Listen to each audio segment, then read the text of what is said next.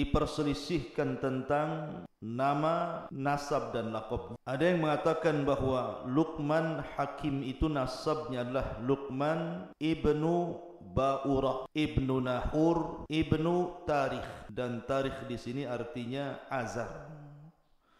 Dan Azar itu adalah ayahanda daripada Ibrahim alaihi salatu wassalam. Maka dari nasab di sini bahwa Luqman itu hidup antara Nabi Ibrahim sampai kepada Nabi Allah Ismail alaihi salatu wassalam. Jadi zaman hidupnya Luqman itu antara Ibrahim dan Ismail. Karena masih hubung kait kepada Azar, dan Azar itu ayahanda Ibrahim. Tetapi ada juga yang mengatakan bahwa Luqman artinya nasabnya adalah ibnu ukhti Ayyub alaihi salatu wassalam. Jadi Luqman itu anak dari saudari Nabi Ayyub. Dari sini menunjukkan bahwa Luqman itu hidup di zaman Nabi Allah Dawud. Jadi ada yang mengatakan hidup di zaman Nabi Ibrahim, antara Ibrahim dan Ismail. Ada yang mengatakan Luqman itu hidup di zaman Nabi Dawud, karena dia adalah putra dari saudari Nabi Allah Ayub alaihi salatu wassalam.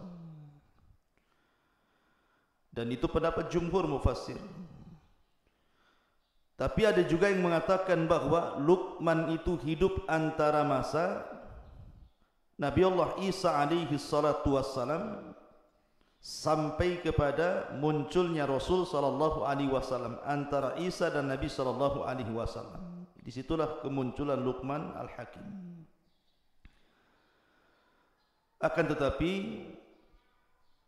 pendapat yang kuat wallahu alam bahwa Luqman itu hidup di zaman Nabi Allah Daud alaihi salatu wassalam, dan dia adalah putra saudari daripada Ayyub alaihi salatu wassalam. Lalu dari mana asal Luqman ini? Ada yang mengatakan bahwa Luqman itu asalnya dari Sudan. Berarti kalau Sudan rata-rata berkulit hitam. Jadi Luqman itu orang Sudan, berkulit hitam. Bahkan dikatakan bahwa rambutnya itu keriting, seperti orang negro itu kan, keriting kriwel gitu.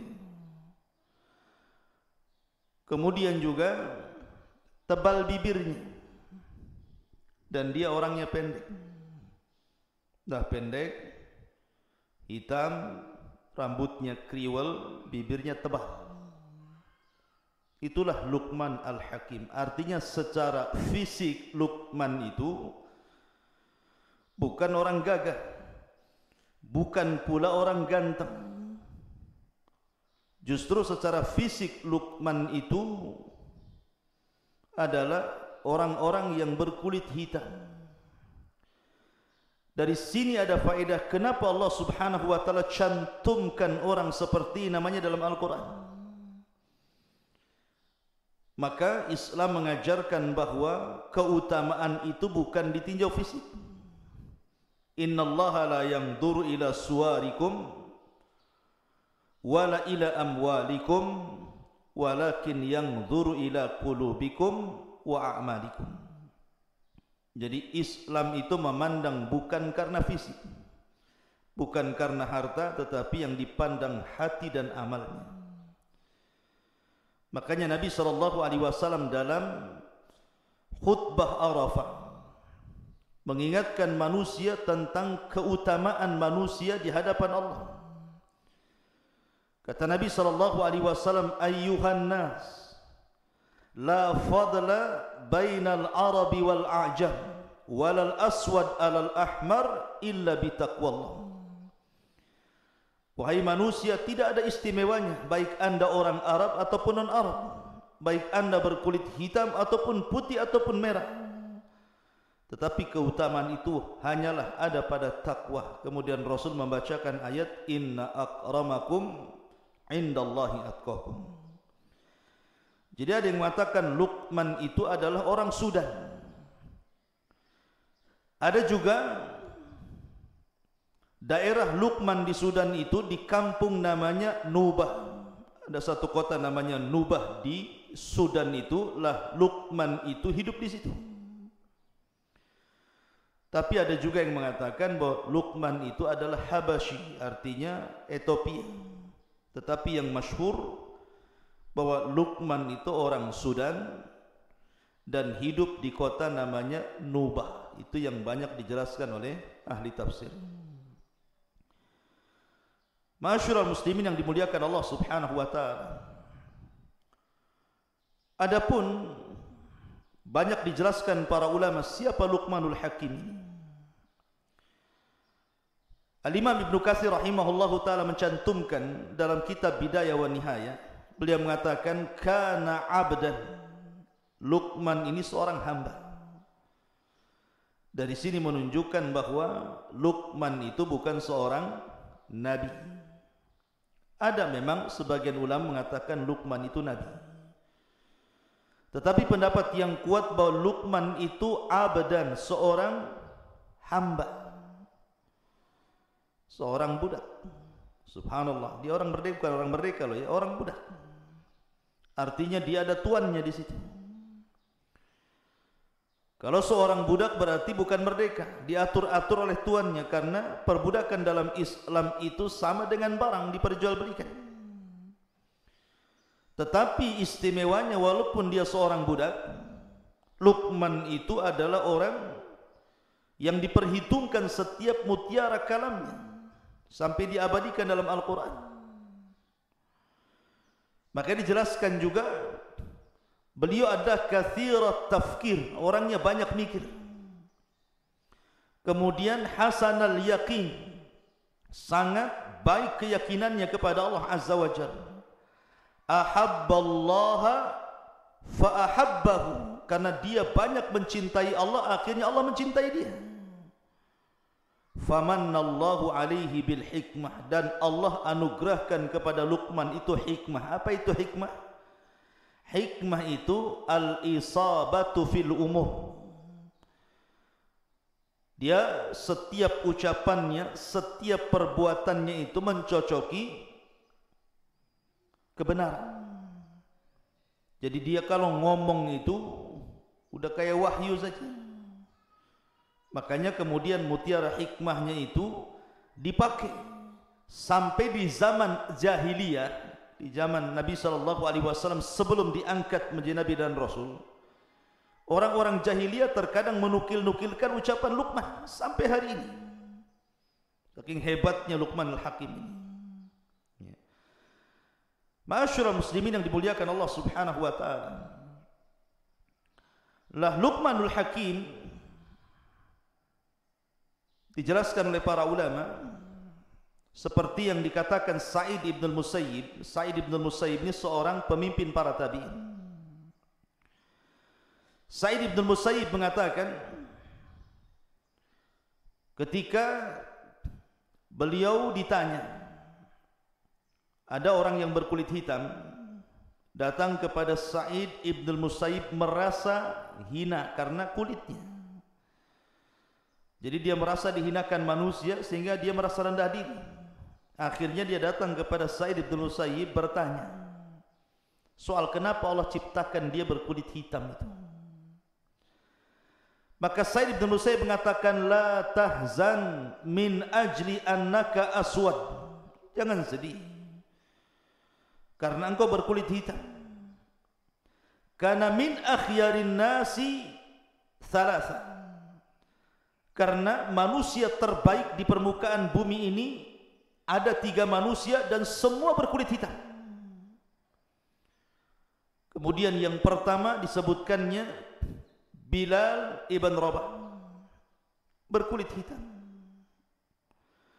Kemudian yang kedua Mahja maula Umar. Mahja maula Umar itu berkulit hitam.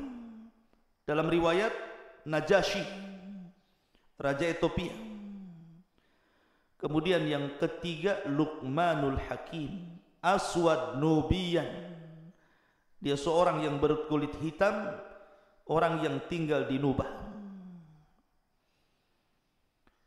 Maka dari sini Said Ibn Musayyib ingin menjelaskan bahwa kepada orang yang merasa kecil hati gara-gara fisik, gara-gara berwarna hitam kulitnya, dia mengatakan jangan sedih. Karena manusia-manusia terbaik sepanjang zaman itu ada yang berkulit hitam. Sudah disebutkan 3 orang.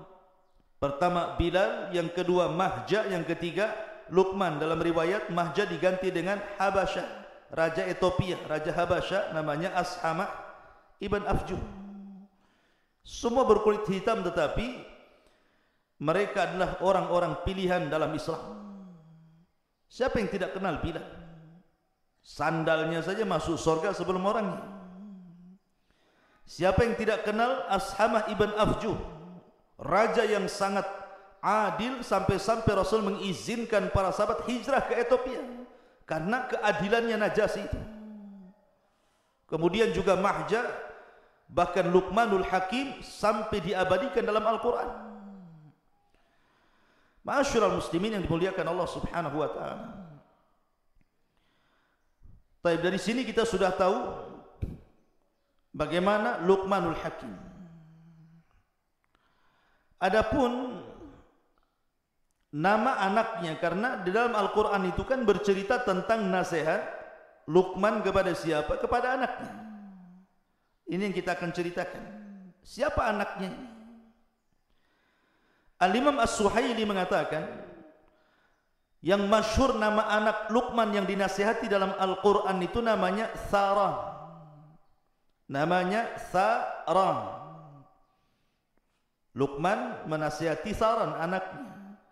Wa idh qala Luqmanu libnihi wa huwa ya'iduhu. Dan ketika berkata Luqman kepada anaknya siapa? Tharan.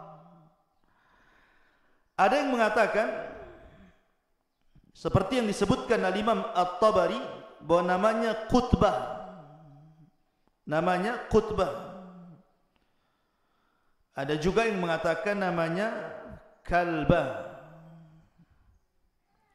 Tetapi yang masyhur nama anaknya adalah Tharan. Ingat-ingat ya, namanya Tharan. Lah sebagian orang mengatakan bahwa Luqman itu punya anak, punya istri. Lah dulu anak dan istrinya itu belum mengikuti agama Luqman Al-Hakim, masih kafir. Tetapi setiap hari oleh Luqman itu dinasihati anak dan istrinya itu. Makanya salah satu nasihatnya adalah la tusyrik billahi inna syirka la zulmun azim. Janganlah engkau berbuat syirik kepada Allah, karena kesyirikan itu adalah kezaliman yang sangat besar. Lah dari kata-kata la tusyrik billahi inna syirka la zulmun azim di sini ada yang mengatakan bahwa seperti Al-Imam Al-Qushairi mengatakan karena Luqman dan ibunya itu kafir. Dinasihati sama Luqman, jangan kau melakukan kesyirikan kepada Allah, karena syirik itu kezaliman yang sangat besar.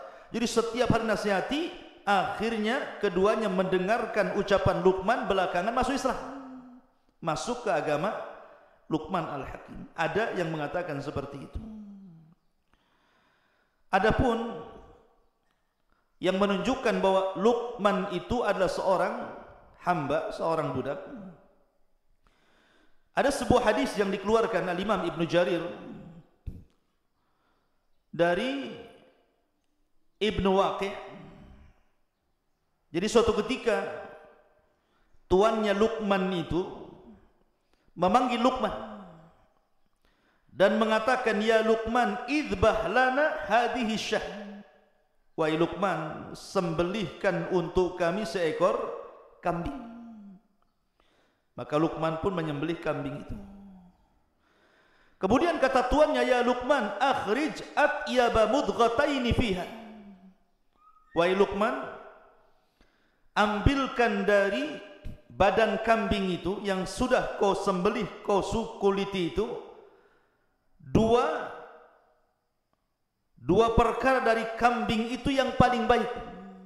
Dari anggota badan kambing yang paling baik itu keluarkan. Kemudian serahkan kepadaku. Kemudian tiba-tiba Luqman mengiris apa? Mengiris lidah kambing, kemudian mengambil hati kambing.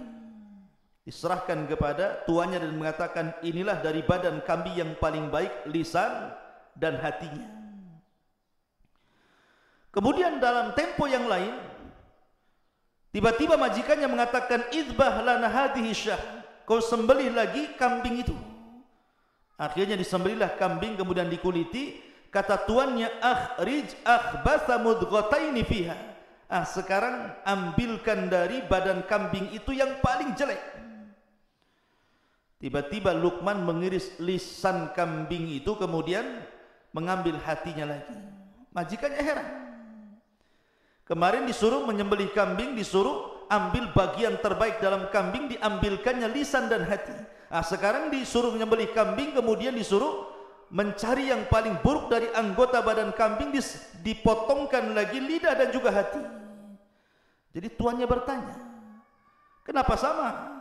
Kenapa tidak yang lain? Tidak kakinya, tidak pahanya, tidak dagingnya. Kenapa itu pula yang diambilkan?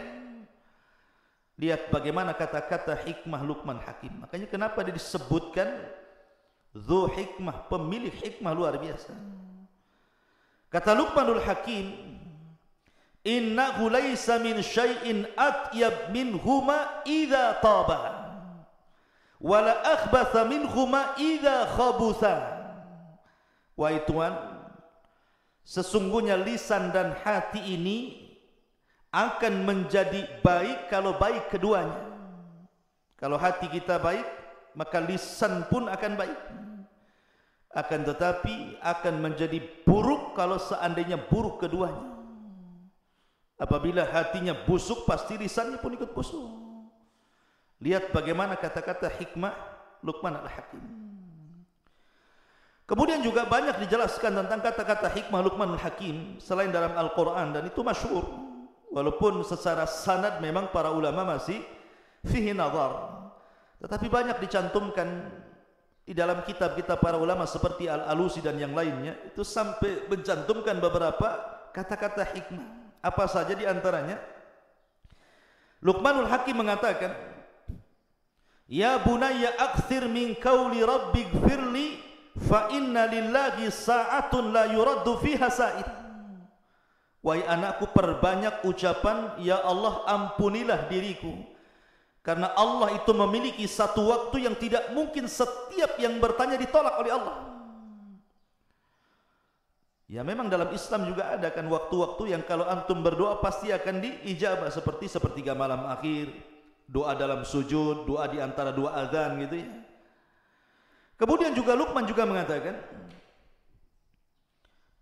dia mengatakan, ya bunai ittaqid taqwallah tijaratan ya'tika ribhu min ghairi bidha'ah. Wahai anakku, jadikan takwa itu jual belimu, maka keuntungan yang kau raih akan jauh lebih banyak tanpa modal. Takwa itu adalah perjualbelian kita dengan Allah tanpa modal, tetapi sudah jelas untungnya, kata Luqman. Kemudian juga di antara kata-katanya, ya bunai la ya'kul ta'amaka illal atqiyah wa syawir fi amrikal hukama. Wahai Luqman, jangan kau makan kecuali bersama orang-orang yang bertakwa, dan bermusyawarahlah pada urusanmu bersama orang-orang yang memiliki kebijakan akal. Ini juga di antara kata-kata Luqman Al-Hakim. Tetapi ikhwan, dari mana Luqman mendapatkan hikmah itu? Kenapa Allah berikan hikmah? Kenapa setiap untayan-untayan kata Luqmanul Hakim itu berharga? Kenapa pula setiap kata-katanya terus dinukilkan dari abad ke abad, dari zaman ke zaman sampai hari ini? Bahkan Quran mencantumkannya. Hebat kali Luqman ini. Ada apa dengan Luqman ini? Suatu ketika Luqman ini ditanya, dari mana anda mendapatkan hikmah itu? Lihat jawaban Luqman. Dia mengatakan, bighaddi basari, karena aku selalu menundukkan pandangan. wa kafi lisani, dan aku selalu menjaga lisan, wa iffati mat'ami, dan aku selalu menjaga makanan yang kumasukkan ke dalam perutku, wa hifdi farji, dan selalu aku jaga kemaluanku untuk tidak berzina. Kemudian wa hifdi jari, dan aku selalu muliakan tetanggaku, wa wafai bi ahdi, aku selalu menjaga setiap amanah yang diberikan kepadaku, wa tarki ma la ya'ni, dan aku meninggalkan sesuatu yang tidak bermanfaat kepadaku. Fadzakal ladzi yusayyirani kama tara, itulah yang menjadikan kenapa aku seperti ini, kata Luqman. Oleh karena itulah maka kenapa Luqman itu diberikan seperti itu, ya karena dia banyak menjaga hal untuk dirinya. Makanya suatu ketika Luqman ini melihat Nabi Daud sedang memintal-mintal besi. Nabi Daud itu kalau membuat baju perang bukan dipanasi kemudian dipentung gitu ya kayak pandai besi, tidak. Jadi Nabi Daud itu kalau buat pandai besi itu pakai tangannya saja, dikual-kual itu ya. Kemudian dipelintir-pelintir, akhirnya jadi baju. Nah Luqmanul Hakim suatu ketika berada di samping Nabi Daud yang sedang memintal-mintal membuat baju besi. Ketika itu Luqman ingin bertanya, maksudnya kenapa seperti itu? Tapi Luqman urung untuk menanyakan perkara itu, tidak jadi. Dia terus memperhatikan Nabi Daud sampai baju besinya jadi. Setelah baju besinya jadi, tiba-tiba kemudian Nabi Daud kemudian meletakkan di badan Luqman Al-Hakim, kemudian menjelaskan kenapa dia membuat baju besi seperti itu. Baju besi terbaik yang pernah dibuat Nabi Daud untuk Luqman Al-Hakim. Dari sini kata Luqman Al-Hakim, kenapa dia tidak jadi dan urung menanyakan kepada Nabi Daud soal baju besi itu. Kata Luqman Al-Hakim, setelah kemudian selesai Nabi Daud membuat baju besi, kemudian dipakaikan di badanku dan aku lihat ini baju besi terbaik, barulah Nabi Daud menjelaskan kenapa. Baru aku tahu bahwa diam itu adalah hikmah. Diam itu adalah hikmah. Karena begini, terkadang ada orang yang penasaran gitu, orang ini lagi bicara, kadang-kadang kita ini sudah nyela-nyela dia. Padahal kalau seandainya kita dengar dia sampai selesai bicara, tentu kita tahu jawabannya, sudah jelas perkaranya. Tapi ada orang yang tergesa-gesa itu, dia baru ngomong A, kita sudah ngomong B, dia ngomong D, kita sudah ngomong C. Jadi akhirnya berdebat, tidak tahu ujung pangkalnya. Maka terkadang diam itu emas. Dengan diam saja lama-lama paham, oh iya maksudnya ini begini begitu ya, tanpa harus mempertanyakan, nanti jelas sendiri maksudnya. Lah itu kata Luqman, itu bagian daripada hikmah. Itulah Luqmanul Hakim, luar biasa. Ma'asyiral muslimin, makanya dari situ kemudian ada yang mengatakan akhirnya Nabi Daud menjadikan Luqman ini seorang qadhi di zamannya. Itu ada juga yang mengatakan seperti wallahu a'lam. Baik. Kenapa Luqmanul Hakim dicantumkan dalam Al-Quran dan hikmahnya? Karena Luqman ini terkenal, bukan hanya kita ahli sunnah yang membicarakan tentang Luqmanul Hakim ini, orang-orang Syiah pun membicarakan Luqmanul Hakim. Seperti yang dijelaskan dalam kitab Syiah namanya Biharul Anwar, karya Al-Majlisi itu. Jadi ada kisah seperti ini. Jadi suatu ketika Luqman itu, ini dalam kitab Syiah ya, bukan kitab ahli sunnah. Wallahu a'lam sanadnya gimana. Tapi yang jelas Luqman itu dijelaskan dia sedang berjalan bersama keledai. Antum tahu keledai? Tahu keledai antum? Enggak tahu keledai? Antum tahunya keledai apa? Kacang kedelai. Ya, ini bukan kacang kedelai. Keledai. Keledai itu kayak kuda. Jadi Luqman ini berjalan sama anaknya. Dia naik di atas keledai, anaknya pula dia bawa tali kekangnya. Kata orang-orang di pasar, tega banget Luqman itu. Dia naik di atas keledai, anaknya pula suruh jalan kaki. Dengarlah Luqman kata-kata itu. Akhirnya kemudian dia ganti. Dia yang turun dari keledai, anaknya suruh naik. Dia yang bawa keledai. Rupanya orang-orang pasar masih ngomel juga. Kurang ajar anaknya katanya. Masa bapaknya suruh jalan, anaknya pula yang naik keledai katanya. Akhirnya Luqman bingung. Dia yang naik salah, anaknya yang naik salah. Akhirnya turunlah Luqman itu dari keledai itu. Kata orang-orang, apa Luqman punya keledai kok nggak ditunggangi, malah dibawa, diseret-seret katanya. Luqman bingung. Akhirnya dia naik sama anaknya dua-duanya. Orang masih bicarakan, tega banget keledai kecil dua-duanya naik di situ katanya. Cuman lihat. Dari sini Luqman Hakim mengatakan, apapun yang dibuat dia pasti manusia akan bicara. Dari sini dia mengatakan maka diam itu emas. Ya kan? Sebab kalau seandainya setiap komentar orang kemudian dibicarakan, nggak akan berhenti. Karena manusia itu tidak mungkin selamat dari ucapan orang. Mau gimana pun pasti kita akan dibicarakan orang. Antum mau baik mau jahat pasti orang akan bicarakan keburukan kita.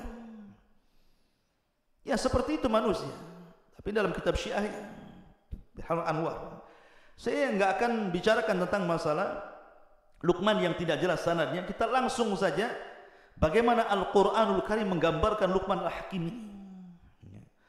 Lihat bagaimana Allah mengatakan dalam Al-Quran, dalam suratul Luqman ayat 12 dan begitu seterusnya. Allah mengatakan, walaqad atayna Luqmanal hikmata, dan sungguh kami berikan kepada Luqman ini al-hikmah. Hikmah ini ucapan yang sangat bijaksana, penuh dengan mutiara-mutiara kebaikan. Anishkur lillah, agar bersyukur kepada Allah Subhanahu wa taala.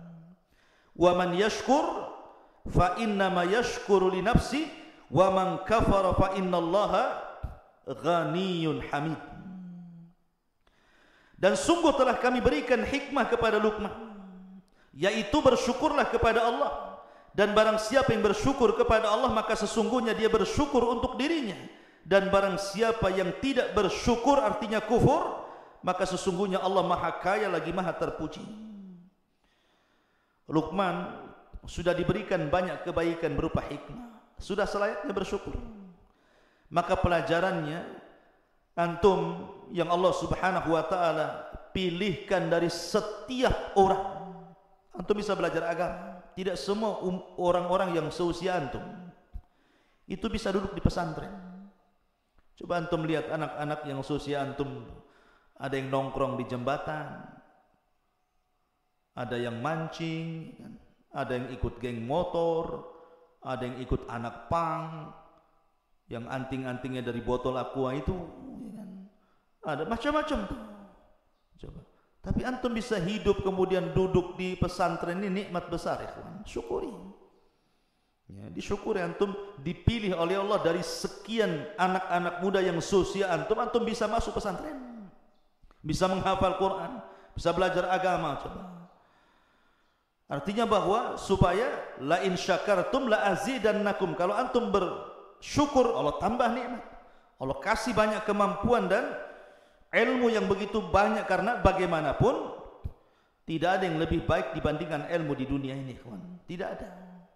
Tidak ada yang lebih mulia melebihi ilmu. Karena hanya dengan ilmu lah kita bisa mengenal Allah, mengenal Nabi, mengenal agama, mengenal segala sesuatu. Dan keistimewaan apapun tidak mungkin diraih kecuali dengan ilmu. Lihat ayat berikutnya, Allah mengatakan, wa idh qala Luqmanu libnihi, dan ingatlah ketika Luqman berkata kepada anaknya. Siapa anaknya tadi? Tharan. Ya. Wa huwa ya'iduhu, dan dia terus menasihatinya. Ada yang mengatakan sekali lagi bahwa ketika itu anaknya masih kafir dan juga istrinya masih kafir. Makanya Luqman mengatakan, la tusyrik billah, inna syirka la zulmun adzim. Jangan sekutukan Allah, karena kesyirikan itu kezaliman yang sangat besar. Dari sini Luqman mengikuti thariqah para nabi. Apa thariqah para nabi? Walaqad ba'atsna fi kulli ummatir rasulan an i'budullaha wajtanibut taghut. Dan kami utus pada tiap-tiap umat ini seorang rasul, di mana tugasnya mereka hanya menyampaikan tauhid, sembahlah Allah dan jauhi sesembahan selain Allah alias taghut. Dia mendahulukan dakwah tauhid. Makanya antum nanti kalau sudah terjun di masyarakat, maka yang pertama kali menyerukanlah dakwah tauhid, hancurkan kesyirikan, ajak manusia menyembah Allah Subhanahu wa taala. Karena di zaman sekarang terlampau banyak orang-orang yang terjerumus kepada kesyirikan, mulai orang datang ke dukun, orang percaya tangkal, padahal di zaman sekarang loh ya, masih percaya klinik itu kan aneh. Tetapi begitulah syaitan menundukkan manusia agar tidak mentauhidkan Allah dan dijerumuskan kepada kesyirikan, sehingga banyak orang-orang cerdas, pandai, sekolah tinggi-tinggi masih juga datang ke dukun ya, memelihara tangkal, jimat dan yang semacamnya. Kemudian Allah mengatakan, wa wassaynal insana biwalidayhi. Setelah Luqman menasihati anaknya agar jangan menyekutukan Allah, kemudian belakangan anak dan istrinya masuk Islam, mentauhidkan Allah, baru Luqman mengingatkan tentang wasiat bahwa amalan terbaik setelah tauhid apa? Birrul walidain. Ingat birrul walidain, ikhwan. Antum ketika mondok di sini itu dalam rangka birrul walidain. Betapa banyak orang tua di zaman sekarang itu mengharap bahwa dengan dipondokkannya antum di sini itu pulang itu menjadi anak yang berbakti. Hanya itu di zaman sekarang. Karena terlampau banyaknya anak-anak muda nakal enggak karu-karuan, akhirnya harapan orang tua itu yang penting anak saya baik. Makanya saya nasihatkan sama antum, kalau libur kayak kemarin gitu ya, harusnya mencerminkan antum itu dididik di pesantren. Karena banyak juga berita-berita yang sampai ke telinga ustadz nih, macam-macam cerita antum di rumah itu. Bahkan ada orang tua itu melihat antum tidak kerasan, bagusnya di pondok saja anak saya ustadz gitu. Nah ini kan lucu.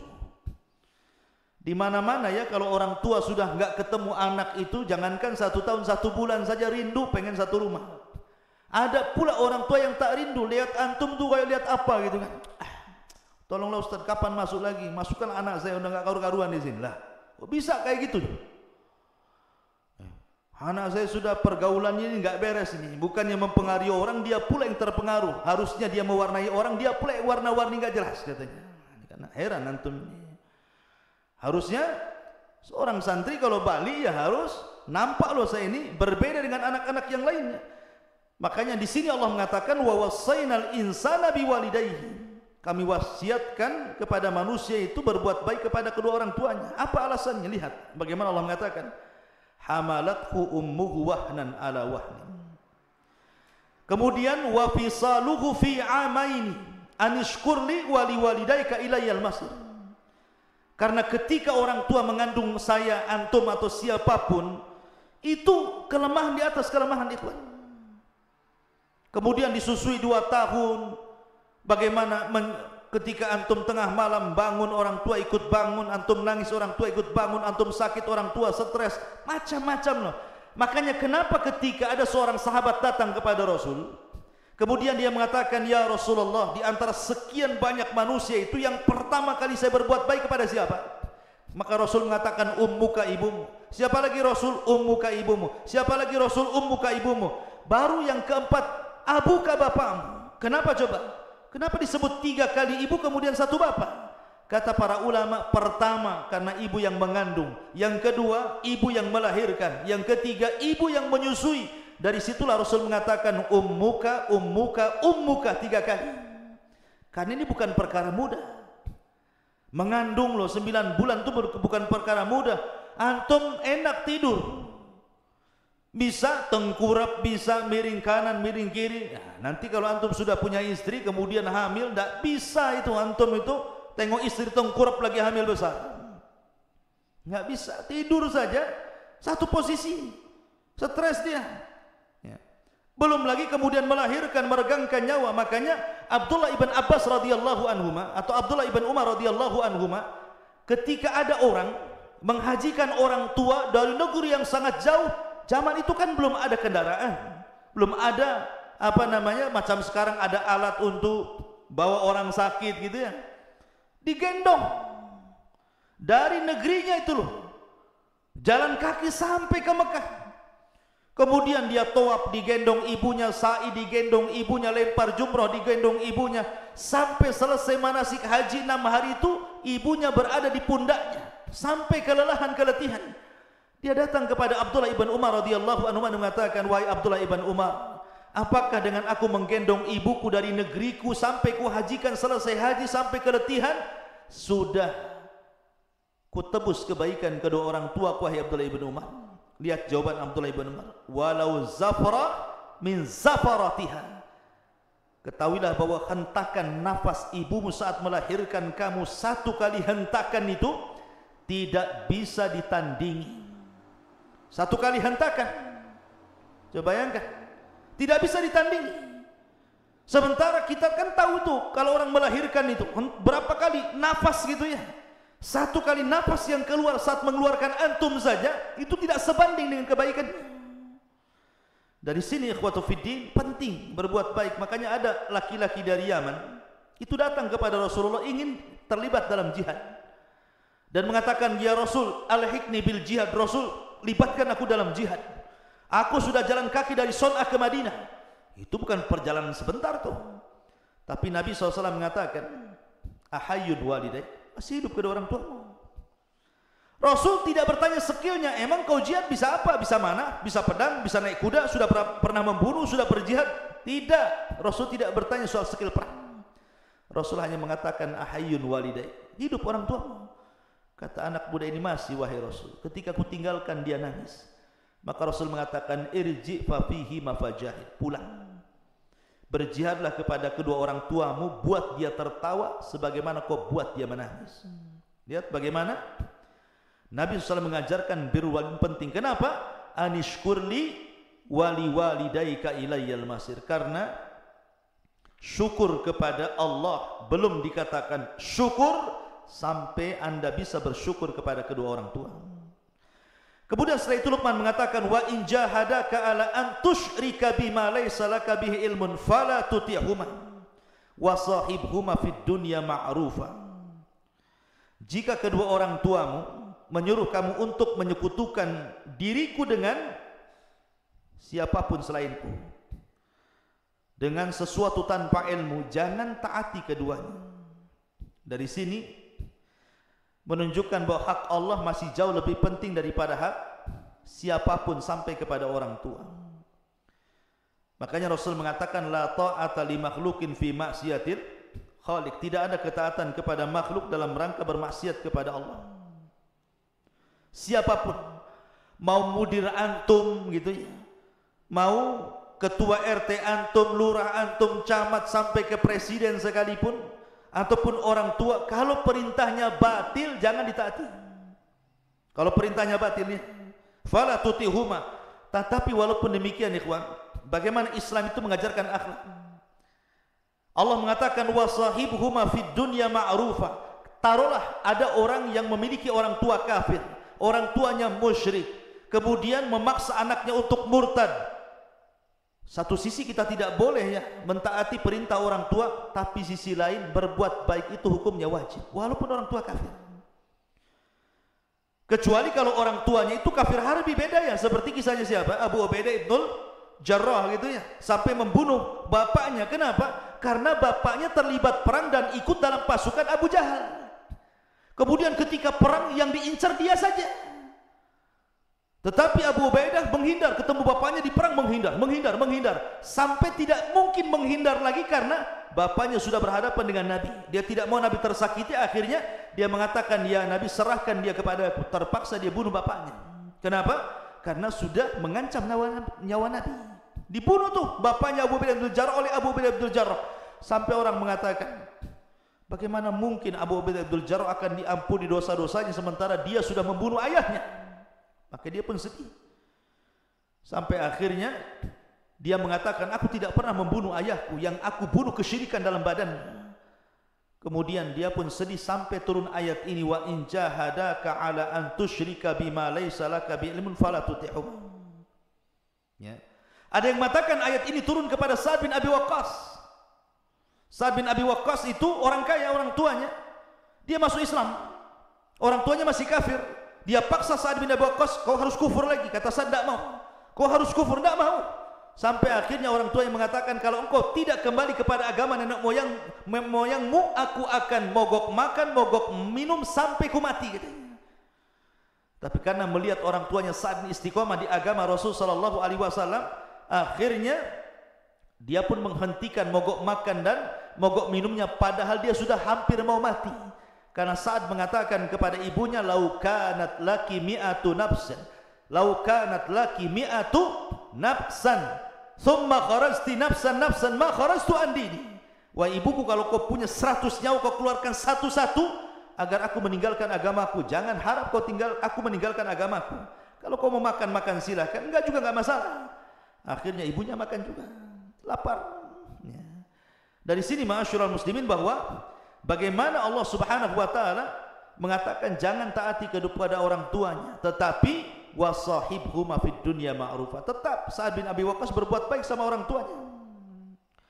Kemudian Allah mengatakan wattabi sabila man anab ilayya thumma ilayya marji'ukum fa unabbi'ukum bima kuntum ta'malun. Kemudian ikutilah jalan orang-orang yang kembali kepadaku, kemudian hanya kepadaku tempat kembalimu, maka akan aku beritahukan kepadamu apa yang telah kamu kerjakan. Artinya setiap masalah di dunia itu pasti ada balasannya. Ma'asyiral muslimin yang dimuliakan Allah Azza wa Jalla. Kemudian setelah itu Allah mengatakan, "Ya bunai innaha intaku mithqala habbati min khardalin fatakun fi sakhratin aw fis samawati aw fil ardi ya'ti biha Allah innallaha latifun khabir." Jadi begini, Tharan ini putranya Luqman, dia bertanya kepada ayahnya, "Wahai ayahku, seandainya aku bermaksiat kepada Allah, kemudian aku sembunyi di sebuah tempat yang tidak bisa dilihat manusia, mungkinkah Allah melihatku?" Maka Luqmanul Hakim kemudian menjawab, ini jawabannya, "Ya bunai, wahai anakku, in taku mithqala habbati min khardalin fatakun fi sakhratin aw fis samawati aw fil ardi ya'ti biha Allah innallaha latifun khabir." Wahai anakku, sesungguhnya jika ada sesuatu perbuatan seberat biji sawi sekalipun dan berada dalam batu atau di langit atau di bumi, niscaya Allah akan memberi balasannya. Sesungguhnya Allah maha halus lagi maha teliti kepada hamba-hambanya. Antum berbuat maksiat dimanapun Allah tahu. Makanya ada satu kisah tentang seorang laki-laki yang datang kepada siapa? Ibrahim ibn Adham. Jadi orang ini mengatakan kepada Ibrahim ibn Adham, "Wahai imam, saya ingin bertobat, sudah terlampau banyak maksiat yang kulakukan. Bagaimana cara tobatnya?" Anak muda ini mengatakan kepada Ibrahim ibn Adham, "Sudah banyak maksiat yang kulakukan, aku ingin tobat tetapi aku tidak bisa, bagaimana caranya?" Maka Ibrahim ibn Adham mengatakan kepada orang ini, "Sebenarnya engkau tidak perlu meninggalkan maksiatmu, silahkan bermaksiat, tetapi lakukan 5 perkara. Kalau kau bisa melakukan 5 perkara, kau ingin maksiat, maksiatlah, terserahmu."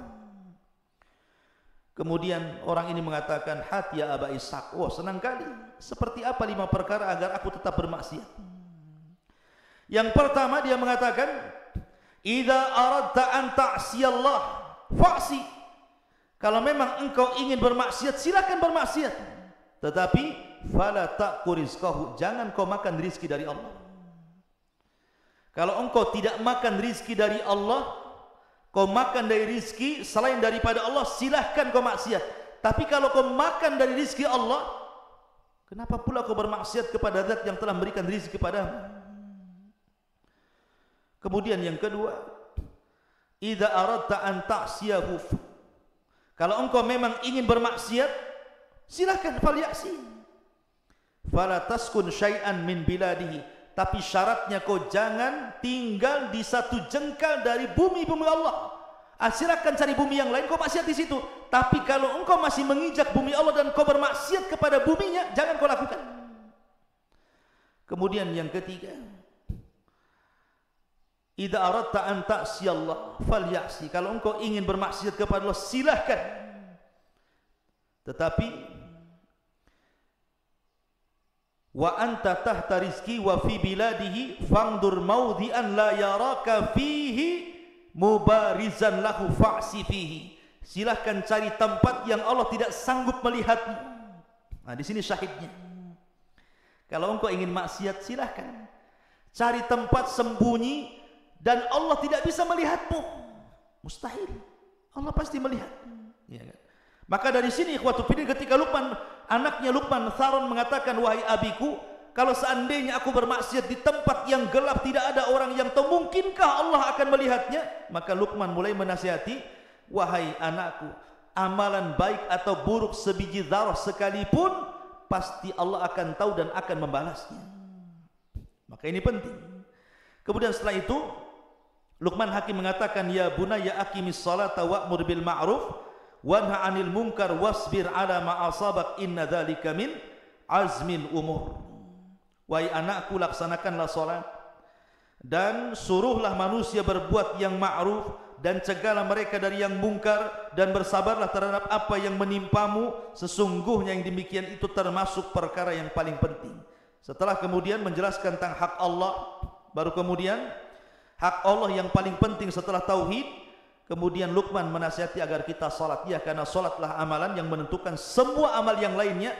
Begitulah Nabi mengatakan, awwal man yuhasabu bihil abdu yaumal qiyamah salatuhu, fa in saluhat salatuhu saluha sairu amalihi, wa in fasadat salatuhu fasada sairu amalihi. Artinya salat itu menentukan semua amal. Kemudian Allah mengatakan, wala tusair khaddaka linnas wala tamshi fil ardi maraha innallaha la yuhibbu kulla mukhtalin fakhur. Dari sini Luqman mulai bicara tentang akhlak. Luqman mengatakan kepada anaknya, dan janganlah kamu memalingkan wajahmu dari manusia karena sombong, dan janganlah berjalan di permukaan bumi dengan angkuh. Sesungguhnya Allah tidak suka orang-orang yang sombong dan membanggakan diri. Lihat bagaimana akhlak diajarkan Luqman kepada anaknya. Artinya apa yang kita sombongkan juga? Wallahu akhrajakum min butuni ummahatikum la ta'lamuna syai'a. Ketika kita dikeluarkan dari perut ibu, kira-kira apa yang terjadi dengan bayi? Tidak tahu apa-apa, melihat pun belum, mendengar pun tidak bisa, bergerak pun terbatas, tenaga pun tidak ada. Baru kemudian tumbuh besar, Allah berikan pandangan, Allah berikan pendengaran, Allah berikan akal, kecerdasan, kemudian tenaga kuat. Tiba-tiba yang satu jadi profesor, yang satu jadi pilot, yang satu jadi dokter, yang satu jadi macam-macam. Tiba-tiba sombong. La haula wala quwata illa billah. Itu semua nikmat Allah. Makanya kenapa al-jaza min jinsil amal, bahwa setiap perbuatan itu disesuaikan dengan perbuatannya. Nanti pada hari kiamat orang-orang yang sombong itu akan diciptakan oleh Allah seperti dzarrah, seperti semut kecil. Di padang mahsyar itu orang-orang yang sombong itu nanti badannya dikecilkan oleh Allah seperti semut. Kemudian akan berjalan di antara orang-orang yang besar, terkadang terinjak, terkadang harus menghindar dari kaki orang. Itu orang sombong, dia merasa besar di dunia, di akhirat dibuat kayak seperti semut yang akan diinjak-injak manusia. Al-jaza min jinsil amal. Kalau Allah mengatakan waqsid fi masyik waghdud min sautik inna ankaral aswat la sautul hamir.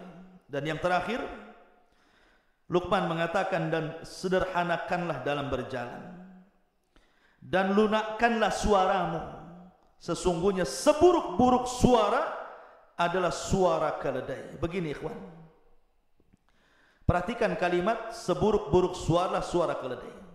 Yang menciptakan keledai siapa? Allah.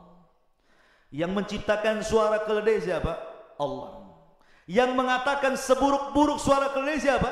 Allah. Apa coba?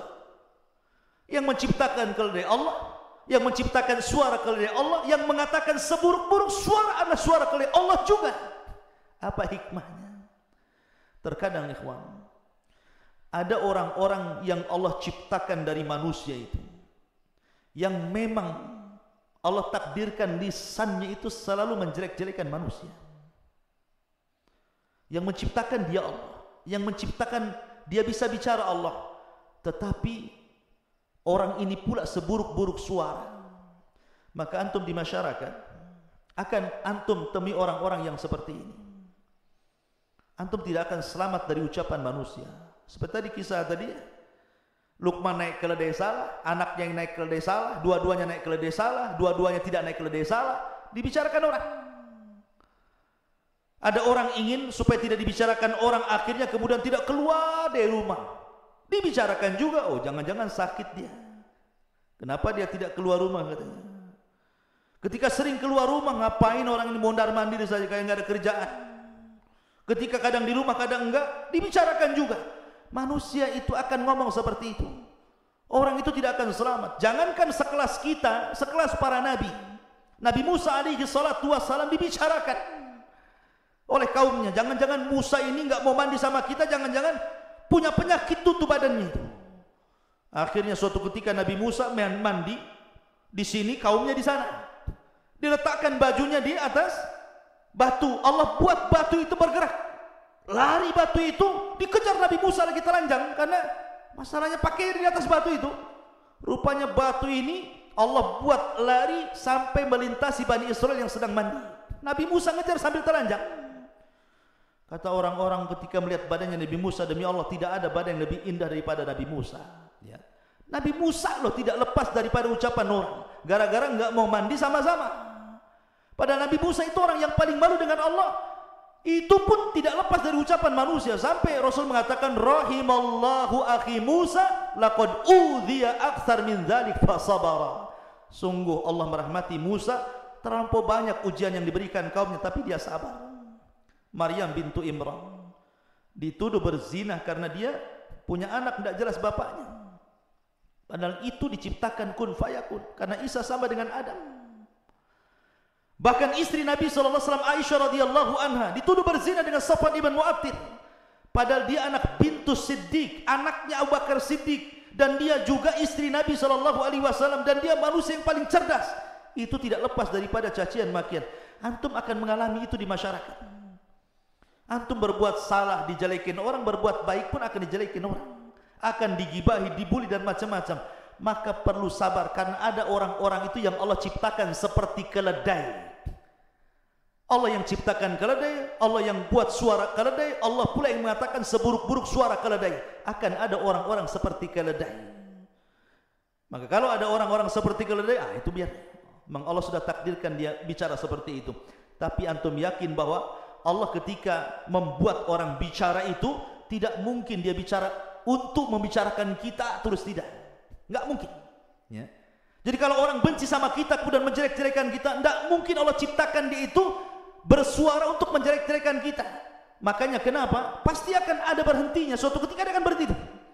Makanya kenapa para ulama kalau antum menghadapi orang yang menjelek-jelekan antum itu, pertama jangan antum pedulikan, fa'arid antum, seolah-olah enggak kenal. Jadi kalau ada orang jelek-jelekan kita kemudian antum kenal si anu, enggak kenal, padahal kenal betul.